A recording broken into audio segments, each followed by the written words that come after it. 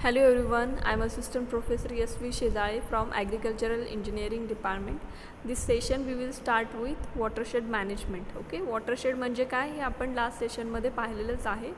आता आपण पाहणार आहोत की watershed management म्हणजे पाणलोट क्षेत्राचं व्यवस्थापन म्हणजे काय. Okay, now let's see the definition. Watershed management implies the judicious use of all resources, that is land, vegetation, then water of watershed to achieve the maximum production with minimum hazard to the natural resources and for the well-being of the people. Okay, आता watershed management म्हणजे काय की जे काही पाणलोट क्षेत्रामधले resources असतील तर त्यांचा जास्तीत जास्त यूज करायचा, जसं की लँड असेल, व्हेजिटेशन असेल, त्यानंतर वॉटर असेल, ओके, किंवा वूड असेल, फॉरेस्ट एरिया असेल, तर तिथलेच जे प्रोडक्ट्स आहेत तर त्याचाच वापर करून आपण मॅक्सिमम सॉईल आणि जे आपलं वॉटर आहे तर त्याची बचत करायची आहे. ठीक आहे, सो यासाठी तुम्ही तिथलेच लोकल सोर्स वापरून जे काही नॅचरल रिसोर्सेस आहेत तर त्यांना कमीत कमी धोका होईल अशा दृष्टिकोनातून जे व्यवस्थापन केलं जातं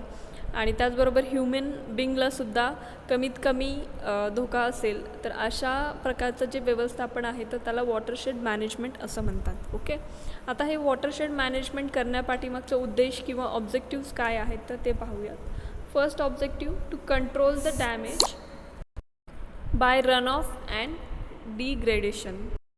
पाणलोट क्षेत्राचं जे डॅमेज आहे ते रनऑफपासून, त्याचबरोबर त्याचं जे डिग्रेडेशन आहे म्हणजे पाणलोट क्षेत्राची जी गुणवत्ता आहे तर ती जी खालवते तर ते कंट्रोल करण्याचा उद्देश हा वॉटरशेड मॅनेजमेंटचा आहे. फर्स्ट, त्यानंतर second, to manage and utilise the run off for useful purpose of the watershed development. Okay, म्हणजे जो काही एक्सेस रन ऑफ फॉर्म होतो आहे त्या पाणलोट क्षेत्रामध्ये तर ते जे एक्सेस वॉटर आहे तर त्याचं चांगल्या कामासाठी वॉटरशेड डेव्हलपमेंट म्हणजे पाणलोट क्षेत्राच्या विकासासाठीच ते पाणी वापरणं आणि त्याचं मॅनेजमेंट करणं, तर हा सेकंड ऑब्जेक्टिव्ह आहे.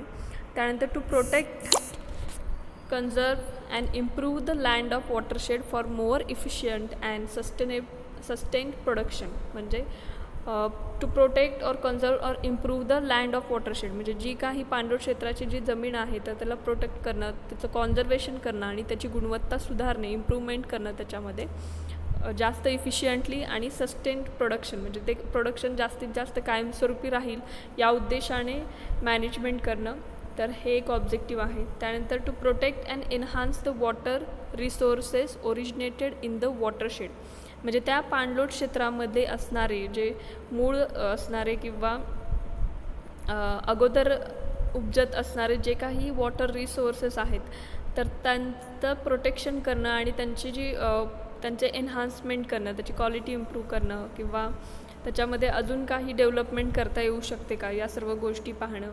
ओके, त्यानंतर to check the soil erosion and reduce the effect of sediment yield. Okay, तर याच्यामध्ये सॉईल इरोजन कमी करणं, त्याचबरोबर जो सेडिमेंट इल्ड आहे तर त्याचा इफेक्ट कमी करणं या गोष्टी करण्याचा हेतू आहे. त्यानंतर to rehabilitate the deteriorating lands. Okay, ज्या लँडची जी गुणवत्ता कमी झालेली आहे तर त्याचं परत पुनर्व्यवस्थापन करणं. त्यानंतर टू मॉडरेट फ्लड पिक्स ॲट डाऊनस्ट्रीम एरियाज. ओके, जे काही पूर येतात डाऊनस्ट्रीम एरियामध्ये तर ते कमीत कमी करायचा प्रयत्न करणं. त्यानंतर to establish watershed management practices and measures. Okay, जे काही पाणलोट क्षेत्राच्या व्यवस्थापनासाठी असलेले काही उपचार असतील, प्रॅक्टिसेस असतील तर ते तिथे एस्टॅब्लिश करणं. Then to enhance the ground water recharge, जास्तीत जास्त भूजलपाती वाढवण्यासाठी प्रयत्नशील राहणे. ओके, त्यानंतर to increase the production of timber म्हणजे वूड जे आहे जे बेसिकली आपण कन्स्ट्रक्शनसाठी वापरतो तर त्याचं प्रोडक्शन वाढवता येऊ शकतं का, तरी हा एक हेतू आहे. त्यानंतर to expand the electricity programmes, जे काही इलेक्ट्रिसिटी प्रोग्राम्स असतील, हायड्रो इलेक्ट्रिसिटी जनरेशन असेल तर त्या गोष्टी किंवा ते जे प्रोजेक्ट्स असतील तर ते तिथे इम्प्लिमेंट करणं हा नेक्स्ट ऑब्जेक्टिव्ह आहे.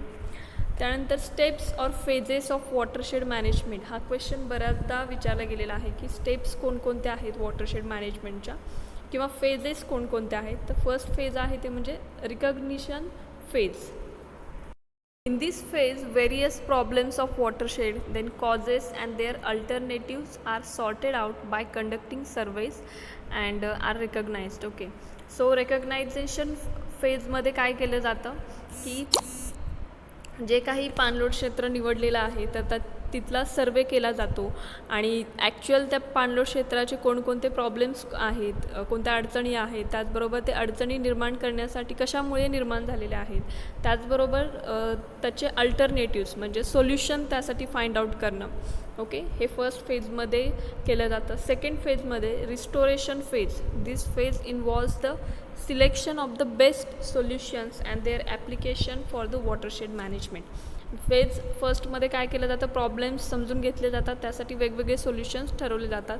आणि रिस्टोरेशन फेजमध्ये जे बेस्ट सोल्युशन्स आहेत एखादा प्रॉब्लेम कमी करण्यासाठी वॉटरशेडमधला, तर तो शोधणे आणि त्याचबरोबर त्याचं ॲप्लिकेशन करणे. ओके, त्यानंतर protection phase, that is third phase. In this phase general health of watershed is taken care and its normal working is ensured. Okay, so protection फेजमध्ये काय केलं जातं, जी काही जनरल हेल्थ आहे वॉटरशेडची तर ती कन्सिडर केली जाते आणि ती नॉर्मल कशी राहील तर या बाबतीत प्रयत्न केले जातात. म्हणजे प्रोटेक्ट केलं जातं वॉटरशेड जे पाणलोट क्षेत्र आहे तर त्याचं जास्तीत जास्त प्रोटेक्शन कसं केलं जाऊ शकतं आणि त्याची हेल्थ जी आहे तर ती मेंटेन कशी केली जाऊ शकते, तर या गोष्टी प्रोटेक्शन फेजमध्ये केल्या जातात.